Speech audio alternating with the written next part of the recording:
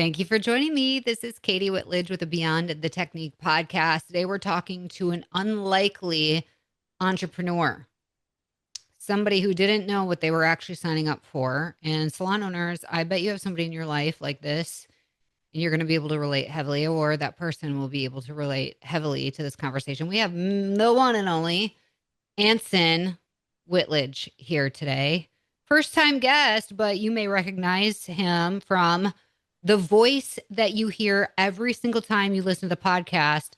Anson has done the intro welcoming me to the mic. Now I get to welcome him to the mic. Anson is the VP of operations here at Inspired Enterprises, which oversees multiple businesses. And you know what? Let me tell you a bit about this man. He is a seasoned engineer and systems builder with 20 years in technology and startups, leading architecture, driving performance, efficiency, and user-centric innovation. He's now, as of late, obsessed with AI at probably a different level than you and I are used to working with it. He's a very exciting person. May not come across that way all the time because he's my yang to my, or no, he's the yin to my yang. My opposite, my baby daddy, my husband and partner in all the things that we do here. I'm really excited to welcome Anson Whitledge. Welcome to Beyond the Technique. Well, thank you, Kati. I'm excited to be here, and I've been helping support this podcast since 2016, and I guess this is the first time I've been on the other side of it. For everybody listening, how many takes did I have you do to get that intro just right? Oh man, it was probably 20 or so, but we put that together quick, and it still works. And it was even funny because we had a longer version of it, and then we trimmed it down because like how you always watch the sitcoms back in the day where you had the long intro, but then they'd cut it down. So it's just kind of funny it worked out that way. But yeah, same with commercials. That is funny. But I don't know if you remember, what did I tell you to pretend that you were to really get it right? You remember? I don't remember. I was like, pretend that you're a baseball announcer because you're obsessed with baseball. So let's go back to your childhood. Did you ever think that you'd see yourself when you were a child as somebody in the beauty industry? No, I did not. I grew up in rural central south or central southern portion of Wisconsin in a small town, Broadhead, a town of 3,000 people. Lived 15 minutes outside of that, in a home, country home, a log cabin home is what I'm trying to spit out. But just grew up with a dad who was just a person who could do anything with his hands. He could build anything. He could fix anything. He would literally tear tractors in half to fix them. My mom worked at Frito-Lay for almost 40 years. So both very hardworking, middle-class parents. And I just learned how to tinker and just wonder how things work from a very young age. And on top of that, I really fell in love with technology and specifically video in high school. I always knew I wanted to do like engineering. My dad was also classified as an electrician, but he was also just as skilled as in carpentry. So I ended up going to college for electrical engineering. But always just loved tinkering and wondering how things work. Is this why you think you're good in the bedroom? Because you like to, I'm just kidding. Don't answer that. No. Friends, we're keeping this PG, I promise. I just have to throw a couple crude jokes into the flow here. So you went to school. Now for people, let me backtrack because you said Frito-Lay, your mom worked there her whole adult life and then retired from that company. Over 30 years she was there. For Frito-Lay, for those of you listening, is your favorite chips probably like Doritos and whatnot come from that factory that she worked at her whole life. So really humble beginnings and just, but taking pride in working. And I think that it's a testament to you because the one thing when I first met you is like your work ethic was unlike anybody else's I've ever seen. You were a man that left something better than the way you found it. And it was the first place I had this sense of like honor towards you and respect towards you as a person. But you did, when I met you, we're going to tell everybody how we met, and you went to engineering school. And I'm assuming, well, I already know the answer, Mhm. that you paid for that yourself. Tell us a bit about that and then your move to discovering me. So yes, I did go to a private engineering school, which was quite the investment, and I took it real serious. I was studying as much as I could just because I wanted to succeed, and that having to pay for that investment wasn't the way it started out. So that was a shift going into my early 20s. And it's just, and what's interesting there at the same time, I decided to start a video production company with my buddy from high school. Just really, we're into show choir even before Glee was cool. And we would just go on weekends during the dead of winter, during our college years, and we would go to these show choir invitations that would start at like 7 in the morning and sometimes get done at midnight, and just record those performances because the amount of energy and investment that would go into those performances was something worth documenting. And this was way before smartphones. And we would just record them live directly to disc and have them ready minutes after the performance for sale at a table. And I'll never forget walking into the American TV, which is no longer around here in local Madison, Wisconsin, just saying, "Hey, we need 3 of these cameras. What deal can you give us?" And we walked in and we walked out with those cameras, bought a switcher board off of eBay, started tinkering around with sporting events, and eventually graduated into a high efficiency operation, doing show choir invites. And the first one, we had no idea what to expect revenue wise going in, but we surpassed our goal by 3 times, and people love the product. It came naturally to me, specifically with the switching of it and applying the technology. So it was a creative outlet to the engineering background, just total math.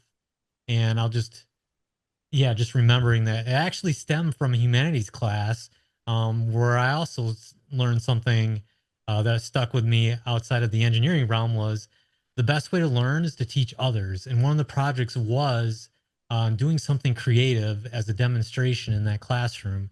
And that is really what stemmed that business. And that business went on for 12 years. Um, so that's where that couldn't have gotten any more crazy. Going to engineering school, doing all the labs and all that. Learned a ton of stuff and applications, troubleshooting, all that stuff, technology that I still use to today. But it's that kind of mix of that creative and owning something yourself. That is something I'll never forget. A lot of experiences traveling.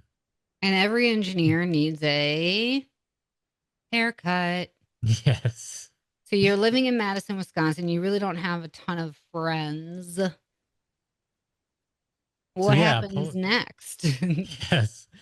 So post graduating, went to school in Milwaukee, moved to Madison, uh, and just went to work at a startup, and didn't know anybody in the area. Eventually, I was growing my hair out. I went months, probably almost a year without cutting my hair. During this time frame, finally decided I'm going to find a salon. I know there's a place in the Princeton Club, which is a local workout club here in Madison, and went up there. Saw a stylist, I don't know, maybe 4 or 5 times. But she was out on vacation. I needed to go to a conference and I needed to cut then and there. Enter Katie. I walk in and to the place, and she greets me like nobody's ever been greeted. And it was just one of those moments, like a flash in your mind that I'll never forget, that just stuck with me. And she signed me up for everything. I'm gray now, but she was coloring my hair in my 20s, and just signed me up and just gave me an overall experience. And we talk about connections at Maya. That was an instant connection, based on just chance that I couldn't get in with that certain person at the time. And uh, it blossomed. I was able to make her laugh, and eventually, uh, what? I didn't ask a question. I gave you a look. You were You did able give to me a look. make me laugh. Well, no, you made me laugh. You're right. I had that backwards. I'm remembering wrong. And just, it was just nice to come to see her, and just the communication blossomed from there. And there was one specific appointment where an adjustment was needed. But I ended up going to Katie's softball game, and that led to dinner and just getting to know each I'll tell other. the And story. I'll yeah, take I'm it from not good here. at Thank telling you. stuff. Thank I'm you, not sir. good. I'm not Thank you, good at sir. telling stories. Answer is answer. Anson is right that your girl here is a closer. So when somebody Yeah. sat in my chair, it didn't matter. They were there for a haircut. I looked at the whole opportunity holistically. How could I give this man everything that is possible? Which meant he was Mhm. in every 4 weeks for a haircut and hair color. And I was in a hurry one night because I had a softball game. So I used a razor on the back of his head to thin it out, quote unquote. And I put a 1 by 2 inch bald spot on the back of this man's head. Now, never before and literally never since did I ever F up anybody's haircut. He was the first and last, but nothing is by chance, Anson. God had a plan. Yeah. So I looked at Anson like he's this shy guy from out of the city. Like I need to include him. He's a great client. And so I invite him to my softball game and said, in the meantime, let's go a little shorter for summer. Let's do a fade. I did not know how to do fades. I still don't do successful fade haircuts, but I did my best and I was bound and determined to make it up to him. So he went home to change. I changed at the salon into my softball outfit. He came and picked me up for the game and I said, there's something I have to tell you about your haircut. And he goes, "What this?" And he starts rubbing the back of his head because you cannot fade up a bald spot that's in the middle of the head. Well, maybe you can. Some barbers listening would be like, I could. I couldn't. And so it was super obvious still. And I said, I am so sorry. Like I don't get caught off guard that easily, but when I mess up, I was like, I'm going to make it up to you. I'm really sorry. And in like 2 weeks, nobody will be able to notice. I don't know if I offered something the next time you were coming in complimentary. Maybe I did. But I took him to dinner because to me, he was an amazing client that I didn't want to lose. And so after the softball game, we went to Old Chicago. It's no longer there. And I treated you to dinner. And there was just something that happened where you kept wanting to hang out. I'm like, what's with this guy? He actually wants to hang out. But there was something in me, like I didn't date the clientele, but there was something in me that said, man, most of the guys his age, my age, people don't know this. We're only 9 days apart in age. Yes. So my birthday is November 12th. His is November 21st, 1992. I'm kidding, but I won't tell everybody how old we are. Anyway, so but I was like, every other guy my age does not have their act together. They're partying and doing whatever. And this guy is actually a man. He has a full out career. I'll never forget visiting your apartment and you had real nice furniture and like your own spot, lived alone, like just unbelievably responsible. And it was so attractive. And so I was like, I'm going to see where this goes. Like we kept hanging out and I was like, this guy is really dorky, like complete opposite nerd type. I was trying to always be too cool for school. I wasn't, I actually like love learning, but I was, I have ego stuff sometimes. So, but I had prayed for a man who would see me for me beyond the aesthetic because I was a big girl. I was a plus size girl. You liked me and I liked you. And eventually we got married. Fast forward. Okay. I'm going to dive in. So we get to the substance of Mhm. salon ownership and how this applies to them. You're doing your engineering thing. I really want to hone in on your shift from a startup company because in the midst of being in a startup company, I go and start our first salon in a 750 square foot location, 5 stations, 2 shampoo bowls. It was tiny, tiny, and you helped me with the infrastructure. You helped me with the networking, the all the administrative setup, like everything, IT. And you and I were not in a great place because what was going on with your startup in the midst of this season of us starting the salon. Yeah, so the startup was in the tech world, and it was essentially smaller computers and whatnot. That's not the point. It just essentially didn't do well following the Great Recession. And I Katie had opened her place and just brilliantly had the marketing down, and it was a place that people wanted to be, and still want to be. And it was just fun to, from an engineering aspect, to make do all those details. You had the construction, you had to tell to make sure things are wired here and put together. And you mentioned the IT stuff. There's nothing worse than having unreliable internet or Wi-Fi, and just all the little systems in place that have grown and still grow from this day to make sure the system things operate good on the back end. And yeah, there was just an experience to figure out all the things that a salon needed, and making sure utilizing the space, because we utilized every inch of that space in that first salon. And were you getting paid during this startup phase of the salon? No, the that was also a learning experience. The startup was failing, and I'm, as a person who doesn't like to give up, was continuing to work, and is obviously none of that's fun. And meanwhile, you're over here trying to start up another revenue source, and it was challenging, but we both worked through it. And with coaching that Katie got, that's how that business grew to where it is today. Meanwhile, you go from a startup engineering company to another company that's very successful. You were even given an ESOP opportunity. Tell everybody what ESOP is in the corporate America world. So when a company says they're employee owned, it typically means it's an ESOP.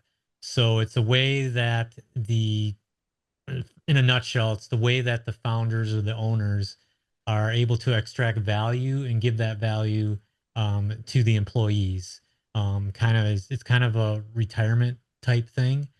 Um, and that just grows. So that means they have skin in the game, and that when they're making the company more valuable, it's a one-to-one thing. And they were in the same realm as the startup was, but they have been more established and were able to apply much better processes, and also across a much wider market. So it was very, I remember getting there and that first week and almost sitting there and like, wow, this company's did this completely different, and I don't have to worry about all the startup headaches that I was going through. So worked there for about 8 years and just continued to apply all the things I knew and continued to learn, and was actually a part of one of their most successful products. I actually got a text about a year ago from that project manager saying that they had surpassed um, millions of dollars with that product. It is the most popular product that they had produced, and I'm very thankful for my time there. And it wasn't an easy place to walk away from. But I was excited about what Katie was doing. I was excited about what Maya was doing. And I just wanted to take that leap and do something different, and something that I could contribute across multiple aspects. So you literally chose to walk away from security in corporate America, salary position with amazing benefits, to come to the rocky world of the unknowns in the beauty industry and join your wife, who has a hair salon and this startup software idea. When did you make this decision and how did that go? I made this decision in late 2019. And being an engineer and an analytical person, I just thought it over and over again. And Katie's dad's a pastor, and I even got on the phone with him and had him pray for us for this decision. to make this move and just ultimately be more flexible as well. And where the ceiling, well, there was no ceiling. And it ultimately came down to the excitement of not only working besides my beautiful wife, but also just the great things that we could do.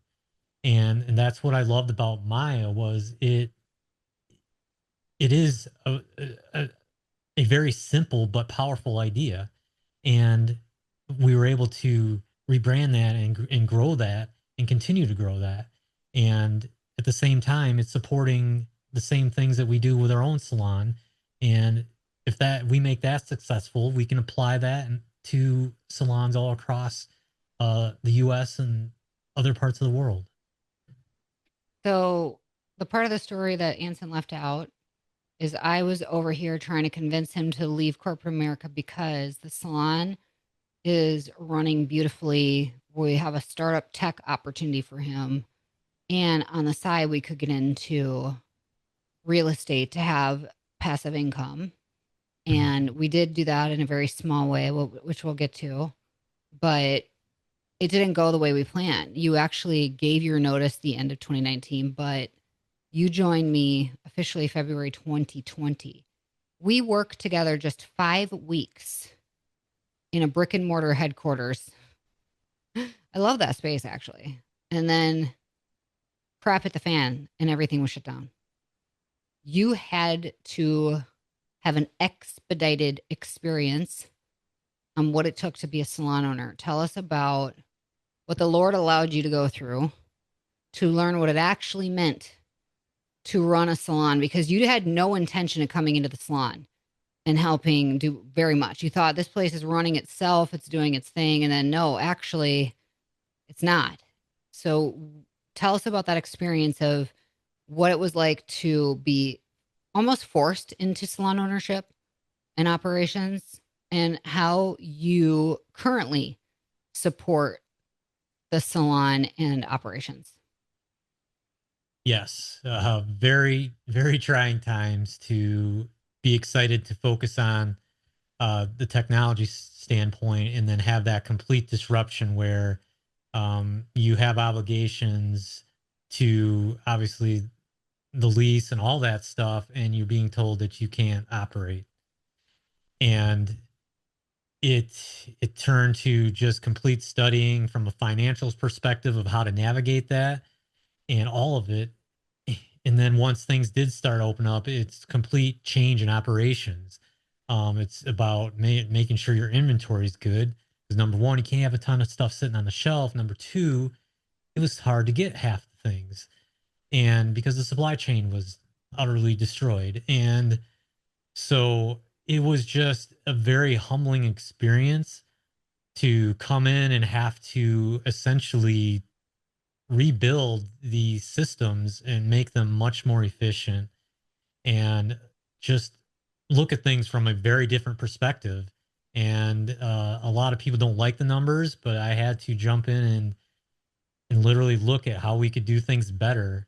And I'll never forget one of our clients just calling to check in and saying, "Hey, I know it's no fun right now, and it's going to be like that for a while, but I'm going to keep coming no matter what." Mm. And I'll never forget that conversation, because it was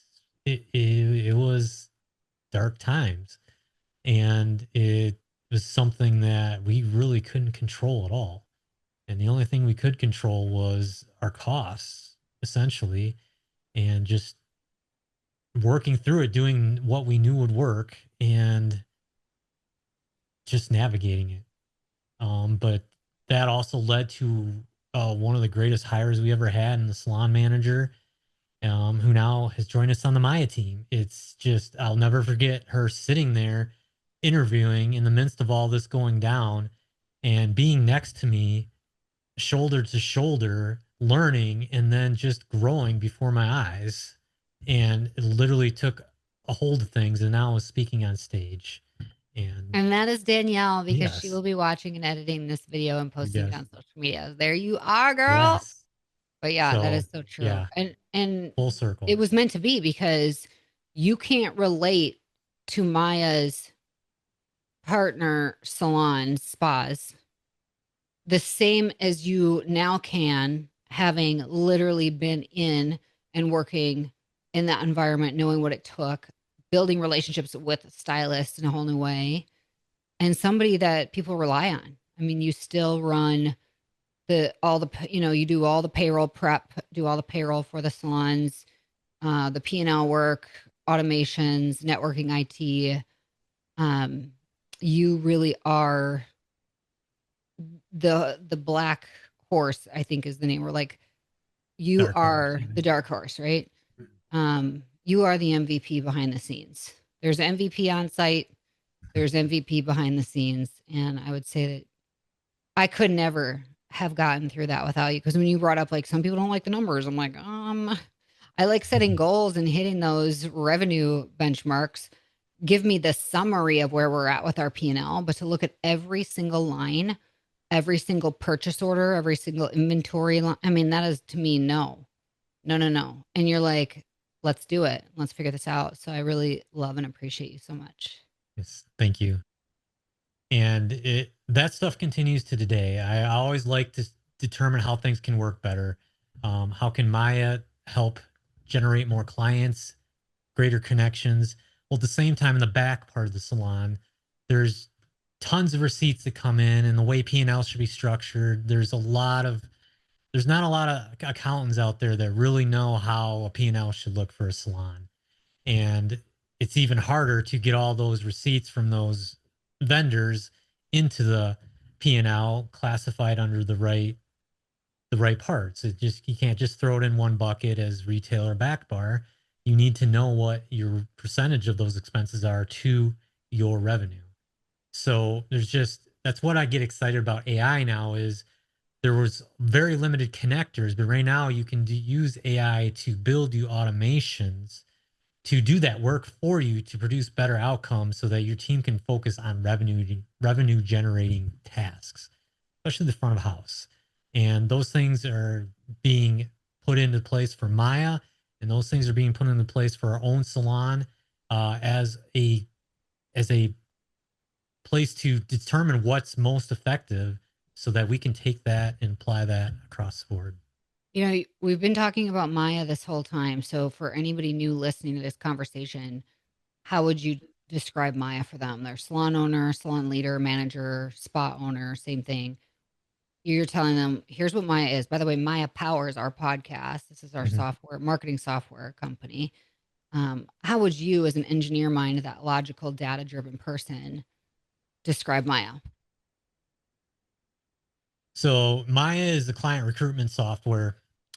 And the way I look at it is it's a way to capture, well, it is a way to capture traffic to your website, but it's much more than that. I mean, going way back when people were answering the phones, the front desk had to choose who they were going to direct that new lead to who they're going to see. And there could be all kinds of biases in that. And people want answers immediately. So what my excels at is it accelerates those connections. And as Katie always says, the know, like, trust, and then buy sequence. And it uses technology to do that, not in an overwhelming way, but a very simple way to accelerate those connections where the potential client is answer questions about themselves that's fun and interactive, but also produces what is a experience where they get a true match. This isn't some random quiz that you take two or three times. No matter what the input, you get the same output. That's not the case here with Maya. Maya matches you to the perfect beauty pro for you based on the services you're looking for and your personality and just the way you think, your love languages, all that stuff. And it's simple but powerful to make those connections. And that's what Maya is all about.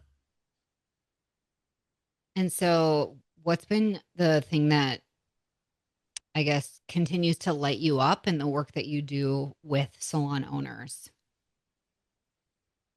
It's the user experience, keeping it simple, and then at the same time, systems that talk to each other and able to make automations, because at the end of the day, leads managing leads take effort. I mean, it's the first thing to recognize that you do need to manage and nurture leads. It's another thing to a system that makes that easy to do and is not overcoming and can be done by multiple front desk staff or assistants or whoever you have working your front desk. So they are in a much better position to complete the sale and support people as they come in, because there's nothing more powerful when you come in knowing a little bit of something about your clients, and you mention that and they feel very loved when you do that. And one of my pet peeves is when you go to any service based business, they give you that clipboard and you fill everything out, and it seems like they don't ever look at it. They go in to the appointment and they ask you the same questions that you just spent time filling out. Well, that's part of what Maya accelerates and does that on a personalized basis. Yeah. What do you see as one of the major challenges that salon owners and their teams are experiencing now that it's 2026? It's some of the major challenges like would come from the front desk, I guess. It's automations. They know they need things that I mentioned automated. They just don't know how. And it may seem overbearing and even costly. So that's where I get most excited is how do we make Maya encompass that and help with that, but also just in general, how do we think of better ways to communicate faster and but also remain personalized? It isn't all about going straight to an AI receptionist and expecting the experience to be the same. There's a lot that goes into that, and we don't want, because it is a personalized service. Yeah, I mean, there's instances where those tools are good, but how can we use Maya to make those tools better, or and even encompass some of that functionality? Yeah. So, Is there anything that you wish I would have asked you in today's conversation that we didn't touch on? um, I'm just such an analytical person. I guess what would you say gets me fired up? Where do you see that I get fired up the most? Well, here's what I'll say. Maya is special because it does bridge the gap between the human experience and technology. And Anson is not the type of person who will like sign up to be the speaker on stage. And yet you have come way out of your shell as well and put yourself in the stretch zone and seemingly uncomfortable positions to have to present or share. And you've really blossomed and like just embraced the discomfort. So I want to applaud you for that because you've been an instrumental face of the company in ways that you may not even realize. And today is an example of that. So I just came off of a major surgery, you guys, and realized I had not sourced a podcast guest for today. And then I was like, well, you know what? In all the years we've been doing this, today's episode, what, 672? I've never ever featured Anson, and he deserves the chance to speak about his experience in this industry because it has been really powerful. And then I also see amazing attributes of your dad in you where you're awesome with your hands. Like, I don't know where our home would be and what life would look like without you because you're so freaking handy. That's what she said. Sorry, I had to. But it's really fun. I think that what's special is that you and I get to do life together. It can be your biggest powerful strength as partners to be able to work with your spouse and build something together. It can also be one of the hardest things because when do you turn that off? Like, I think one of the things that we struggle with is turning off the noise of being entrepreneurs and embracing time with each other just as people and even our kids. So if salon owners or leaders are listening who have significant others in this with them, what words of encouragement or advice as we close this conversation would you want to share with them because there's a lot more in this industry. Like the people who didn't realize they were signing up for a part-time job when their wife said, I'm going to be a salon owner. Well, how would you encourage those marriages, those partnerships right now? Embrace it. I just took um I felt very honored to be able to help in those little ways from the behind the scenes, so that um Katie and also all the stylists and staff that work at the salon didn't have to worry about those things. And it's just the engineering mindset at thinking about what is possible and helping apply those things so they don't have to spin their wheels to do it, but at the same time educating them to use different tools, and and just try and getting them to it encourages growth. Like I want to, I mean, one of the leadership books we're reading right now is um, we're trying to get everybody to get A's and to lead them and give them an exam out front. Like, why hide that? Let's let's get out in front of this, solve the issue, and think different ways about doing it. It doesn't have to be to go run after some crazy product or expense. There's multiple ways to address those opportunities. I mean, it's real easy to look at them as problems, but when you change that mindset to opportunity, a lot more ideas come, and and I challenge myself each day right now is to automate or make something that I have to do on the regular once a day to make that something that I don't have to worry about. And then at the same time, I'm learning about tools that I can give our team to uh, make themselves more efficient and being able to do more things without brute force of time. So, As an entrepreneur, this will be my last question. okay.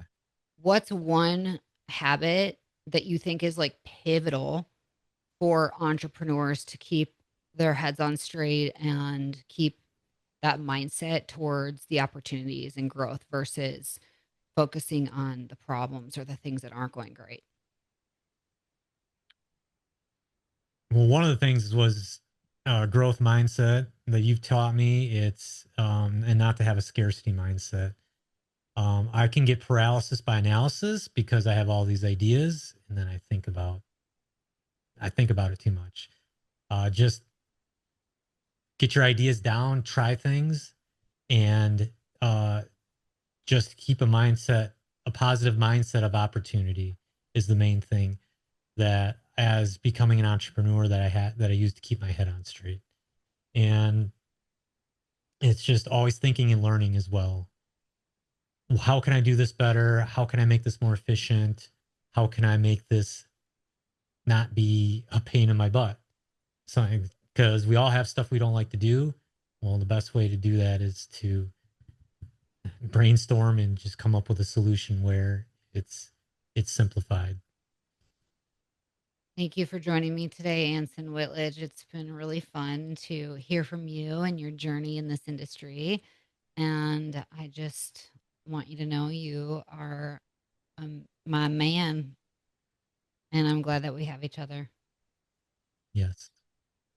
I love you. I love you too. Well, thank you all for joining us here week after week. I love you too, by the way. Thank you for being a loyal listener to Beyond the Technique. It means a lot. If you appreciate this platform, please take a moment to leave us a 5-star review wherever you're listening so that more people like yourself will discover Beyond the Technique, where we're here to change the way that you are supported in your business. Until next time, have an awesome day and stay strong. Did you know over 60% of first-time clients do not return for a second visit? That is so painful, but it doesn't have to be that way. That's where Maya comes in. Maya is the ultimate marketing software for the beauty and wellness industry. We have a proprietary funnel utilizing special algorithms to help connect the right consumers with the right providers at your business. This means that Maya helps you get higher spending clients you love to work with who stay the long haul. If you want to increase your revenue, increase your client count, increase your average ticket, and increase your new client retention, then you need Maya. Go to joinmaya.com to set up your own personal virtual tour and see why over 500,000 consumers have trusted Maya and the businesses we work with to find their perfect beauty and wellness pro. We promise you will love Maya.